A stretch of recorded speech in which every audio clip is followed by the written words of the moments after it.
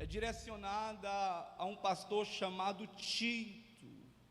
E Paulo, aqui neste capítulo 2, mais precisamente do versículo 11 até o versículo 14, nos fala acerca de 4 formas que Deus deseja que nós venhamos viver nesta terra, nesses dias que nós estamos vivendo. O apóstolo Paulo nos fala de 4 formas que nós precisamos aprender a viver nesses dias que nós estamos vivendo. Eu não sei você, mas eu já me fiz essa pergunta: será que eu estou vivendo de acordo com aquilo que Deus deseja para a minha vida? Você, em algum momento da sua vida, você já parou e já se fez essa pergunta: será que eu estou vivendo de acordo com aquilo que Deus deseja para mim? Eu estou vivendo de acordo com aquilo que a palavra de Deus requer de mim? Ou será que eu estou vivendo uma vida totalmente avessa à vontade de Deus para a minha vida? O apóstolo Paulo, escrevendo aqui ao pastor Tito, ele nos traz aqui 4 formas que nós precisamos aprender a viver nesses dias, irmãos. E ele diz, a primeira coisa que eu quero ressaltar, é que ele diz, e Deus deseja que nós venhamos viver, primeiramente de uma forma sensata. Deus deseja que os seus filhos na terra nesses dias haja de sensatez, sejamos sensatos em nosso proceder. Sensato quer dizer aquela pessoa que tem o senso, que tem juízo. Sensato também significa aquela pessoa que anda prudentemente. Sensato quer dizer uma pessoa sóbria, uma pessoa cônscia, irmãos. E é isso que nós precisamos levar as nossas vidas nesses dias. Ao contrário da sensatez, é a insensatez. Insensatez é que perdeu o juízo. Insensatez é que não estão cônscios do momento que nós estamos atravessando como igreja nesses dias. Então, primeiramente, Paulo nos fala que nós precisamos viver agradando a Deus, e nós precisamos viver de forma sensata. Quantas são as pessoas que não têm vivido sensato nesses dias, irmãos? Quantas são as pessoas que, mesmo diante de tantos sinais que têm sobrevindo sobre a humanidade? Recentemente eu falei que nunca no decorrer da história se ouviu e viu tantos sinais de Deus se cumprirem aos nossos olhos como nós temos visto nesses dias, amados. E nós não podemos incorrer no erro de viver uma vida de insensatez. Jesus, ele nos narra 2 palavras, alertando seus discípulos sobre o cuidado de incorrer na insensatez. Primeiro, nós vemos o Senhor Jesus nos fazendo menção, depois do seu longo sermão do monte, o sermão da montanha, reunido com uma grande multidão, ele fala acerca de 2 homens, um homem sensato, um homem prudente e um homem insensato. E ele vai dizer que o homem sensato é aquele que edificou a sua casa sobre a rocha. Onde você tem construído a sua vida, meu irmão? Onde você tem construído a sua casa nesses dias? Esse homem sensato, ele constrói a sua casa sobre uma rocha. E Jesus narrando diz que vieram as águas, vieram o vendaval, vieram a enxurrada, deu de ímpeto contra aquela casa, daquele homem prudente, daquele homem sensato. E a Bíblia diz que aquela casa permaneceu de pé. Por outro lado, Jesus também nos fala acerca de um homem insensato, daquela pessoa que não é prudente, amados irmãos, e ele, sem precaução alguma, ele constrói a sua casa sobre um monte de areia. Diz que vieram os ventos, a tempestades, as enxurradas, e deu de ímpeto contra aquela casa, e diz o texto que foi grande a sua ruína. Jesus também nos narra acerca da parábola das 10 virgens, dizendo que 5 eram insensatas, nécias e a outras 5 eram prudentes. Diz que elas estavam ao encontro do noivo. Tanto as 5 prudente como as insensatas, elas levaram as suas lamparinas.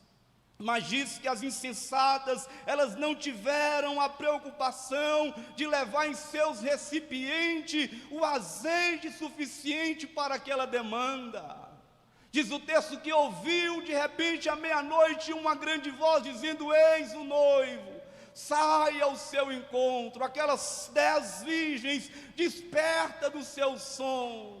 Mas só que houve uma grande diferença naquele momento, que aquelas 5 virgens, insensata, louca, nécia, elas não traziam consigo azeite suficiente para a sua caminhada. No entanto, aquelas 5 virgens prudentes, além de trazer as suas lamparinas acesas, trouxeram também consigo azeite em abundância para a sua jornada. Irmãos, como é que nós temos vivido nesses dias? Veja bem que Paulo, ele tem essa preocupação, dizendo a nós como igreja, dizendo que nesses dias, agindo de sensatez, nós precisamos renunciar à impiedade, às concupiscências mundanas, vivendo neste presente século de forma sensata, irmãos. Essa palavra é para cada um de nós, para reavaliarmos a forma que nós estamos vivendo nesses dias. Que a vontade de Deus, primeiramente, é que nós sejamos sensatos. Mas o apóstolo Paulo também nos coloca a segunda forma, a segunda maneira de como nós devemos viver nesses dias. Está aqui no versículo 12, na parte B, ele diz que desejamos que mais do que sermos sensatos, mais do que sermos prudentes, Deus deseja que nós sejamos justos, amados. Deus deseja que nós sejamos justos em todo o nosso proceder, em toda a nossa vida, com a nossa pátria, no nosso emprego, com a esposa, como cidadão. Sim, a vontade de Deus é que nós sejamos justos em todas as áreas da nossa vida. Nós que fomos alcançados por graça, nós que fomos alcançados pela misericórdia divina de Deus, em Romanos capítulo 5, versículo 1, dizendo que Deus nos justificou por intermédio do Senhor Jesus Cristo. E através de Jesus nós temos paz. Sendo justificado, nós precisamos andar como justos neste mundo tenebroso que nós estamos vivendo. Mas Paulo também fala a terceira forma que nós precisamos viver nesta terra, ou a vontade de Deus que nós venhamos viver nesta terra. Ele diz que nós precisamos também viver como pessoas piedosas. A palavra piedade, piedosa, aparece 40 vezes no Novo Testamento. A palavra piedosa significa eusébia, que tem a denotação ou a conotação de viver uma vida casta, uma vida santa, uma vida bondosa, uma vida devotada a Deus, uma vida que se compadece pelo sofrimento alheio, uma vida cheia de compaixão e de misericórdia nesses dias. Será que temos vivido desta forma, irmãos amados? Será que temos agido piedosamente nas nossas ações, nas nossas atitudes? O apóstolo Paulo dizendo a Timóteo, dizendo: exercita-te na vida piedosa, exercita-te na piedade. Salmo de número 12, versículo 1, nós vemos o salmista em alarme dizendo: socorro, Senhor, porque não há homens piedosos, desaparecem os fiéis entre os filhos dos homens. Nós estamos vivendo dias em que tem se cumprido aquela palavra de Mateus capítulo 24, no versículo 12, em que diz que por se multiplicar a iniquidade, o amor se esfriará de quase todas as pessoas. Será que não estamos vivendo esses dias de indiferença? Será que não temos agido, irmãos, como samaritano, como sacerdote e como levita diante daquele homem que havia sido jogado no chão quando descia a Jerusalém para adorar? Jesus também nos narra essa parábola do bom samaritano, dizendo que aquele homem descia e ele foi acometido por salteadores, por bandido, e aqueles homens tomam a vida deste homem, bate, deixa ele semi-morto, além de roubar as suas propriedades. Jesus narrando que diz que passava um sacerdote, e o sacerdote era alguém que, aos olhos da sociedade, era alguém que deveria se comportar piedosamente com aquele desvalido no chão. No entanto, Jesus nos narra que aquele homem, o sacerdote, passou de largo, não querendo ver a dor do seu semelhante. Naquele mesmo caminho, Jesus nos narra dizendo que passava também ali um levita, e o levita também tinha este propósito de adorar, de conduzir a adoração a Deus. Mas diz que quando ele vê aquele desvalido no chão, ao invés de sentir compaixão pela vida daquele, a Bíblia diz que ele também passa de largo, irmãos. No entanto, passava-se o samaritano que era visto como ódio mortal aos judeus. Mas diz que aquele samaritano, ao passar, ao ver aquele homem desvalido no chão, ele para, ele atende, ele passa óleo nas feridas daquele homem desvalido, levando para uma hospedaria, irmãos. Nós precisamos também agir também da mesma forma nesses dias, porque a vontade de Deus é que nós sejamos piedosos, que nós tenhamos misericórdia, compaixão com aquelas pessoas que estão passando necessidade nesses dias. Eu ouvi uma frase esses dias, e eu fiz questão de colocar aqui nesta palavra, e essa frase diz o seguinte: se as feridas do seu irmão não te causam dor, a sua doença é mais grave, irmãos. Nós precisamos agir de piedade com a vida daquelas pessoas que têm agido em necessidade nesses dias, porque a vontade de Deus é que sejamos piedosos para com aqueles que estão sofrendo. Mesmo diante dessa profecia, em que diz que por se multiplicar a iniquidade, é o amor de quase todos, mas não permita que isso aconteça na sua vida, meu irmão. Não permita que o seu coração seja tomado pelo gelo, pela indiferença em relação ao seu próximo, porque a vontade de Deus é que sejamos piedosos nesses dias. A vontade de Deus é que sejamos, de certa forma, viver de uma forma sensata nesses dias. Quarta e última forma que Deus deseja que nós vivamos está aqui no versículo 3, e eu me apego mais a este versículo nessa noite para te compartilhar essa palavra.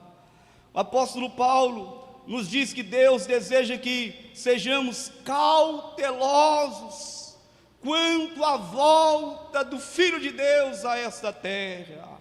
Veja bem o que ele diz no versículo 13, dizendo: aguardando a bem-aventurada esperança, o aparecimento da glória do grande Deus, do nosso Senhor Jesus Cristo. Você tem aguardado a volta de Jesus? Você tem esperado com expectativa ardente no seu coração a bendita volta do Senhor Jesus? E esta é uma certeza, irmão, que a igreja jamais precisa deixar de lado nas nossas vidas. A volta do Senhor é uma realidade inevitável, irmãos. Nós vemos o cumprimento da palavra de Deus, as coisas acontecendo. Jesus brevemente voltará para arrebatar aqueles que são lavados e redimidos no sangue do Cordeiro. Mas cabe a nós, irmãos, atentar para essa recomendação de Deus para as nossas vidas. Nós precisamos, como filhos amados, aguardarmos e sermos cautelosos, sermos vigilantes concernente à volta do Senhor Jesus Cristo. A Bíblia diz que Ele virá como ladrão. Um ladrão, geralmente, ele não informa o horário que vai acometer a casa de uma pessoa. No entanto, o Senhor nos diz: estais acautelado, estais apercebido, porque o dia que quanto menos nós esperamos, assim virá o Rei da Glória. Jesus virá para nos levar, irmãos, para arrebatar aqueles que são lavados e redimidos no sangue do Cordeiro. Então Paulo nesta palavra nos fala que nós precisamos viver nessa forma nesses dias que nós estamos atravessando. Não é momento, irmãos, de viver uma vida entregue aos prazeres deste mundo. Pelo contrário, Paulo diz que nós precisamos renunciar à impiedade, renunciar às concupiscências nocivas, à concupiscência mundana, e vivemos neste presente século de forma sóbria. Viver de forma sóbria é vivermos de forma atenta. Até porque nós não sabemos quando o Senhor Jesus Cristo virá, mas temos essa certeza que Cristo virá para arrebatar, levar aqueles que são lavados e redimidos no seu sangue. Sendo assim, cabe a mim, irmãos, como igreja do Senhor, vigiar, estar vigilante em relação à sua volta. Nós não podemos viver de forma indiferente, como se Cristo não fosse voltar. Mesmo que os sinais estão a cada dia se aumentando, nós não precisamos, irmãos, e nem podemos viver de forma indiferente a essa hora que Cristo virá. Portanto, sejamos acautelados nesses dias. Precisamos nos entregar e nos render ao Senhor. Já dizia o Senhor Jesus que nós não somos deste mundo, nós estamos caminhando rumo à nossa pátria celestial. Brevemente, amados, a trombeta soará, o céu se abrirá, Cristo nos levará para a glória. Diante disso, vivamos de forma não como os ímpios lá fora. O apóstolo Paulo dizendo em Romanos capítulo 12, um conselho para todos nós, que nós não podemos entrar na forma deste mundo. Ele diz: não vos conformeis com este mundo, mas transformai-vos pela renovação da vossa mente.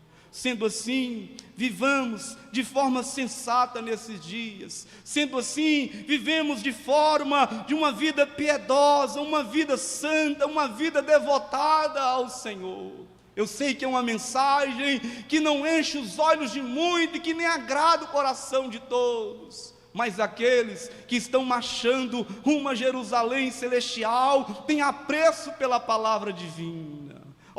Você que aqui está nessa noite, é momento de renunciar a toda impiedade, é momento, irmãos, de nós renunciarmos toda a concupiscência da carne, concupiscência mundana, e viver neste presente século de forma sóbria, de forma justa e também piedosamente, aguardando a bendita volta do nosso amado e Salvador Jesus Cristo. Você possa tomar essa palavra no seu coração nesta noite. É momento, irmãos, da igreja se preparar nesses dias. Não é momento de nós cochilarmos, não é momento de nós nos entregarmos aos deleites, aos prazeres do mundo.